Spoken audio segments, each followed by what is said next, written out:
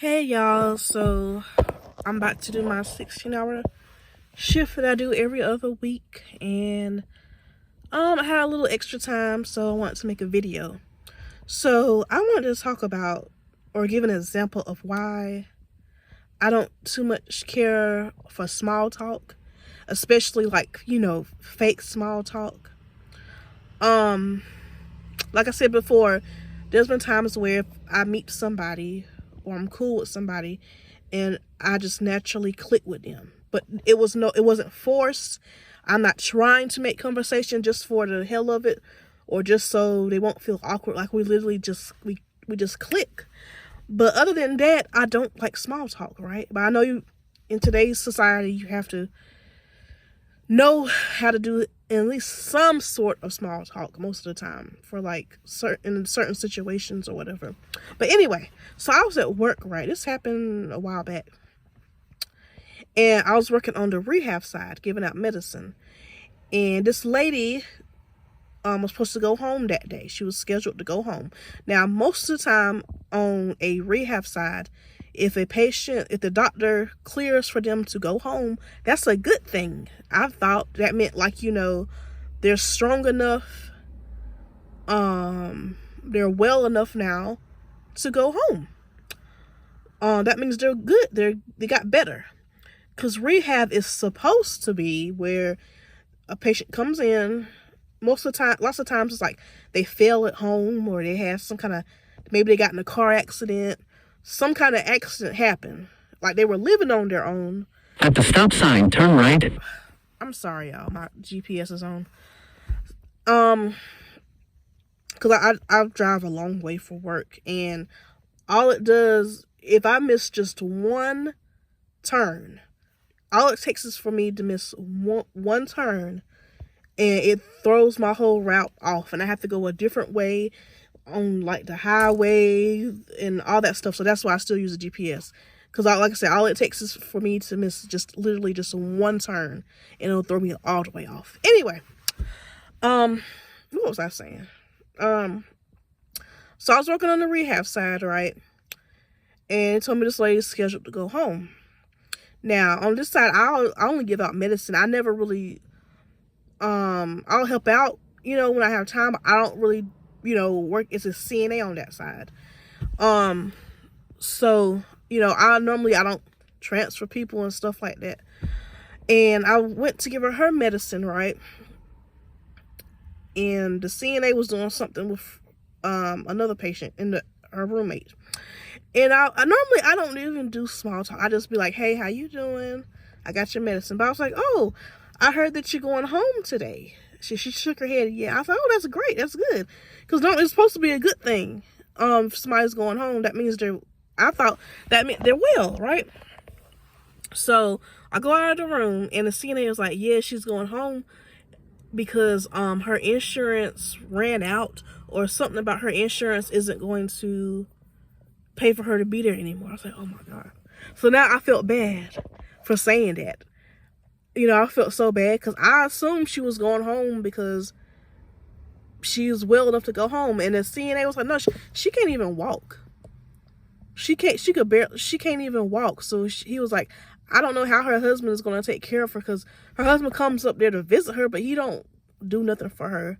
You know what I'm saying? So I felt so bad. And I just, you know what? This is why I don't do that small talk stuff. This is exactly why I don't do small talk. I felt so bad.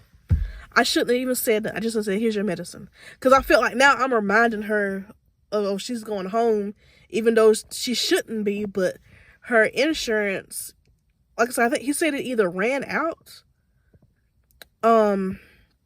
or is no longer approved or something like that. I don't know. And I got to think, people love to say you shouldn't become a CNA or a nurse or whatever for money. But it's like these hospitals, nursing homes and stuff, at the end of the day, it is a business. Like, yeah, you need to be compassionate to be a CNA or a nurse. You need to care about people. Yeah, true. But at the end of the day, it is a business. A nursing home is a business. You know what I mean? Like, that's what they're treating it like, a business, because her insurance, for whatever reason, I don't know much about the business side of it, the insurance side of healthcare. I don't know much about that. But because her insurance no longer is going to cover her being there, they kicking her out. Honey, they told her, obviously they didn't say that, but they basically telling her, you got to hit the door. Oh, your insurance ain't paying for this no more. You got to hit the door. So it's like, at the end of the day, it is a business. You know what I'm saying? So I feel like people shouldn't try to make CNAs and nurses or anybody else in the healthcare field feel bad about, wanting a good paycheck, because like at the end of the day, a nursing home is a business. A hospital is a business, they want their money. This woman can't even walk. She ain't got no business going home. She can't even walk. She's not ready to go home. But money talks, and because her insurance, I don't know what kind of insurance she had, I have no idea. But whatever insurance she had, I guess it only paid for her to be there a certain amount of time. So at the end of the day, it is a business. That's why, I remember when I was agency, corporate did not care that we were understaffed. We were severely understaffed. I was working at a big nursing home that's now shut down. And we had a meeting, and my DON was like, they want this building filled up. She was like, by next Friday, corporate wants as many patients in here as possible. No obsession, no excuses. But we were already understaffed. And I remember we would get like 3 or 4 admissions a day. It was a big nursing. They had a lot of rooms, so they want to fill it up. And y'all know, when you're in a nursing home, hospital, anywhere, in a doctor's office, the rooms are supposed to be clean between patients. Especially in a nursing home, the bathroom is supposed to be sanitized. Housekeeping is supposed to come and sanitize the room, Do y'all know they were bringing people in so fast that this man came in and his room was not sanitized when he got there. And that was just so crazy. They didn't care. They did not care. Corporate didn't care. They was just worried about money. You know what I mean? That's all they was worried about. Because the more patients, the more money. And I just thought that was just insane. And the reason corporate doesn't care, another reason, is because they're not the ones that have to take care of the patients, up front and personal. Just like with admissions. When I noticed, like, when the admissions person, they're giving a tour of the nursing home, they're making all these promises, like, yes, we have this, we have that.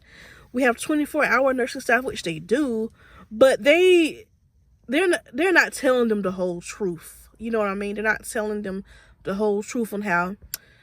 You're not going in and saying, oh yeah, and they're short staffed a lot, so it may take 10-15 minutes for them to answer a call, like, because lots of times on the weekends and stuff, we're very short, or this or that, and like their job is to make the nursing home look as good as possible, so that way the person will put their family member in a room there so they can make more money.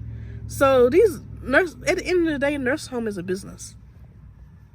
Just like, well, not just like, but it's a business just like McDonald's is a business. You know what I'm saying? Because if that was the case, they would have let that lady stay there, knowing she shouldn't be going home. But anyway, I gotta go now, y'all. I just wanted to put my 2 cents in of that. Like, comment, subscribe, and I'll see y'all the next time.